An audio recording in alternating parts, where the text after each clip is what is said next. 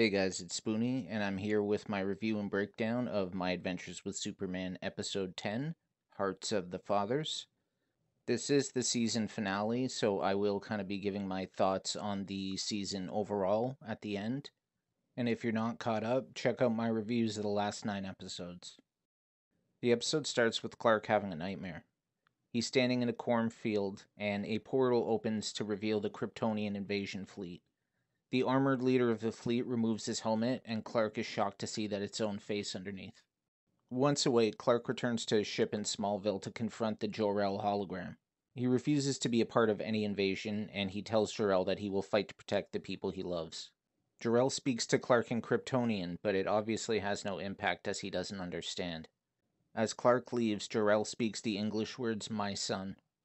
My guess is that the Kryptonian computers need to hear a language in order to translate it, and so the more Clark has come to visit, the more he's been teaching the computers. Lois, Clark, and Jimmy are walking to work discussing their Thanksgiving plans. Jimmy usually goes to the Kents, and this year they will also be hosting Lois and her dad. The withered husk of Parasite still looms over the city. Clark tells them he needs to find the General. He intends to stop any possible Kryptonian invasion, and the General has more information than anyone else. The three of them arrive at work, and they're immediately singled out by Perry White. He tells them that they're terrible interns, which is why they're being promoted to full-time reporters. He reveals that the article on the front page of today's paper is the Parasite story. The entire office congratulates them before they're all dismissed for the holiday weekend. Except for Jimmy, who is stopped from leaving by Perry, who needs to talk to him about his Flamebird activities. Lois is welcomed into the Kent household. Clark helps his dad in the kitchen while Martha talks to Lois. After his powers showed up, Clark was so scared of hurting someone. He kept himself at a distance. But now he has you with him. So again, Lois Lane, thank you. Lois gets a text from her dad that he just pulled up. Clark greets him at the door and is shocked to learn that Lois's dad, Sam, is the General. This should not come as a surprise to you if you've been following the series with me. It's been pretty obvious to me, as a Superman fan, that that's who this was. So they engage in some small talk before dinner. In addition to the typical father, what are your plans questions, Sam says that Clark looks familiar. At that moment, Jimmy arrives with good news and allows Clark to dodge the conversation. He pulls Jimmy aside and tells him that Lois's dad is the General, and that he hasn't told Lois yet. Jimmy pulls Clark and Lois outside to clear the air, acknowledging that secrets are what causes strife between the group. He even brought Lois her stuff from the office, and the alien orb falls out of her bag. It activates and displays File X, a holographic recording of different versions of Clark throughout the multiverse, causing destruction. Clark is horrified to see his nightmare come true. The orb opens, and Clark is exposed to kryptonite for the first time, instantly poisoning him. In response to this, his birth ship comes to life via the Brainiac systems. Hollow Jor-El refers to kryptonite as the poison gem. Jimmy makes the connection and returns the kryptonite shard to the orb, alleviating Clark's radiation poisoning. It was too late, though, as the ship rises into the sky. Sam Lane calls for backup and rushes towards the ship, carrying the gun that was created by Ivo to stop Superman. The ship deploys a wave of robots. Lois and Jimmy run from them and get separated. A robot chases Jimmy and he drops the orb, exposing the robot to the kryptonite inside. The K radiation appears to instantly crystallize the robotic circuitry. In response to this, the ship launches a bigger robot. Lois catches up to her dad and has the realization that her dad is the General, the one who's been hunting Superman. They get interrupted when the large robot lands near them. Sam's gun has no effect, but Superman flies in and destroys the robot. He grabs Lois and they go to look for Jimmy. They find him having wiped out a squad of robots using the kryptonite shard. Clark's ship opens a portal like the one during the Zero-Day invasion, and we can see a Kryptonian warship trying to come through. In order to destroy his ship and seal the portal, Clark is going to use the kryptonite even though it's going to kill him. He says goodbye to Lois. It'll kill you, Clark. I love you and I can't lose you.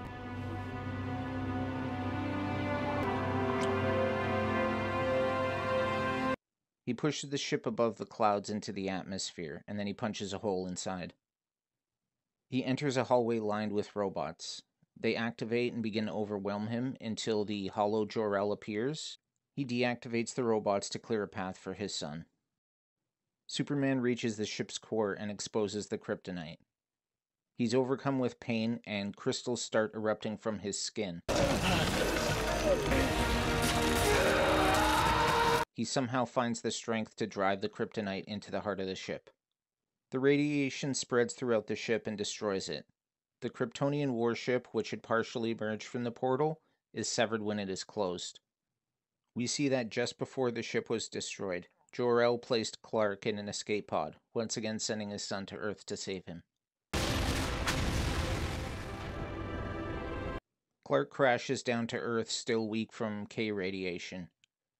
General Lane stands over him ready to make the kill when Lois throws herself between them. She pleads for him to spare Superman, as she highlights the fact that he just stopped the invasion as proof that he's not a threat. She implores him that if he truly loves her, he has to trust her. Amanda Waller radios about Superman, and Sam states that it was a false alarm. He vanishes before Lois can thank him. Back at the Kents, Thanksgiving can resume as normal, only without Lois's dad, there are no secrets. Jimmy shares his big news. Oh, right. I sold Flamebird to the Daily Planet for $5.6 million. I'm super rich now. As an epilogue, we see this episode's invasion from the Kryptonian perspective, where their ship was destroyed when the portal closed. Some kind of Brainiac Prime robot observes this and heads to a planet under siege. He informs an armored figure he has found a new world to conquer, and we get a tease of Season 2's villain. Let them rebel. It does not matter. In the end, they will kneel. So first I just want to mention that the way the cut-off Kryptonian ship landed made me think of the Legion of Superheroes and the original clubhouse they had. Their clubhouse was a Kryptonian rocket that was full of resources meant for a young Superman. It landed in the exact same spot in Smallville, only 1,000 years too late. The Legion of Superheroes formed after being inspired by tales of Superboy, so they chose this rocket to be their first headquarters. Now, I think I'm pretty easy to please, and this being a Superman show, I figured I'd enjoy it, but I was not prepared for how much I actually love the show. It may seem like it starts slowly, but every plot point and every character interaction are built upon with each subsequent episode. Lois, Clark, and Jimmy are not perfect characters. They keep secrets from each other and they make mistakes, but they all value their friendship and they put in a lot of effort to make it work. Lois and Clark's relationship is a particular highlight for me. Secrets and lies meant that their relationship was full of ups and downs and misunderstandings, but the final kiss in the last episode really felt like they earned it. Clark's personal development this season mostly focused on his emerging powers and how he learned to deal with them. In particular, I think the superhearing stuff was pretty funny. Lois's arc was a little more involved, though. She started off the season very career-driven and willing to do anything to make a name for herself. Throughout the season, her friends help her understand that truthful reporting is more important to her than sensational journalism. She also goes from someone who's afraid of disappointing her father to literally facing off against him to protect Superman. Jimmy was a great character that was more than just comic relief for this show. More than any other version of Jimmy I've seen, this one really feels like an equal to Lois and Clark. Several times his ideas saved the day, such as when he befriended Monsieur Malin and the Brain instead of fighting them. Season 2 can't get here fast enough. My mind races at the thought of where they can go. So we already know that Zod and Brainiac are going to be involved, and Superman is still being hunted by Amanda Waller and Task Force X. Deathstroke's lost an eye, so you know somebody's got to pay for that. The League of Lois Lanes is still searching the multiverse for our Earth so they can kill Clark. Mxyzptlk is still at large. And then there's just the idea of all the new characters and the concepts they can bring into the show. Like, will the Legion of Superheroes make an appearance? What if they brought in Supergirl or Krypto? Is Ivo's assistant Alex actually Lex Luthor? If Krypton is invading planets, then maybe we can see the Green Lantern Corps. Perhaps they're trying to invade Mogo. And if not Green Lantern, then maybe we can see the Manhunters, or the Dark Stars, or even the Omega Men. When Clark was exposed to kryptonite, crystal spikes started to grow out of his body. Could we be seeing a version of Doomsday coming based off of this?